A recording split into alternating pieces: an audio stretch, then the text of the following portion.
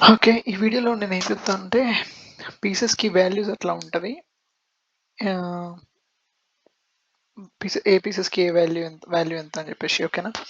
పీసెస్‌కి value ఆహ్, మనం వాటి ఏమంటారు ఫంక్షనాలిటీ బట్టి డిఫైన్ చేసినామనమాట. పాన్ 1 స్టెప్పే పోతది కాబట్టి 1, నైట్ ఎల్ షేప్‌లో పోతది కాబట్టి 3, నైట్‌కి బిషప్‌కి సేమ్. గుర్తుపెట్టుకోండి, పీస్ వాల్యూ ఎక్కువ పీసెస్ ఉంటే మనం గెలిచినట్టు కాదు. అల్టిమేట్ గోల్ ఏందంటే చెక్‌మేట్ జేయడమే. మీకెక్కువ పీస్ వాల్యూస్ ఉన్నా గానీ మీరు చెక్‌మేట్ అయిపోతే ఓడిపోయినట్టే. ఓకేనా. దాంట్లో నైట్ 3, బిషప్ 3, రూక్ 5, క్వీన్ 9. కింగ్‌కి ప్రైస్ ఉండదు. ఎందుకంటే కింగ్ అయిపోతే గేమ్ అయిపోయినట్టే. ఓకేనా. సో, ఇప్పుడు ఇవి ఎందుకు మనం ఇట్లా నంబర్స్ ఎందుకు ఇచ్చిర్రంటే, ఇప్పుడు ఫర్ ఎగ్జాంపుల్ ఎప్పుడన్నా ఏదన్నా క్యాప్చర్ చేయాలి ఇంకొక దాన్ని అనుకున్నప్పుడు పాన్ నుంచి ఒక పాన్ ఇంకో పాన్ క్యాప్చర్ చేయడం మనకు బెనిఫిటే.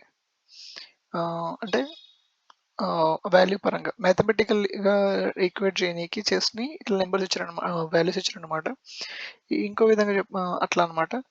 అట్లనే ఇప్పుడు మనం నైట్‌కి, బిషప్‌కి వాల్యూ సేమ్ ఉంది. సో, కొందరు ఫీల్ అవుతారనమాట. నేను ఫీల్ అవ్వను. కాకపోతే నైట్ బిషప్‌కి సేమ్ ఉంది కాబట్టి నైట్‌ని బిషప్‌తో రీప్లేస్ చేయొచ్చు. అంటే వేరే వాళ్ళ నైట్‌ని మనం ఇది తీసేసుకుంటే మనం చనిపోయినా పర్లేదు అని అట్లా కూడా చేస్తారనమాట. అట్లా.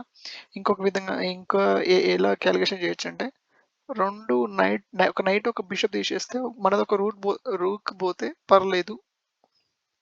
అంటే 2 తీసేస్తే మళ్ళా 6 పాయింట్స్ పోయినట్టు. మనకు 5 పాయింట్సే పోయినట్టు కదా! అట్లా. ఇదొకటి. హ్మ్.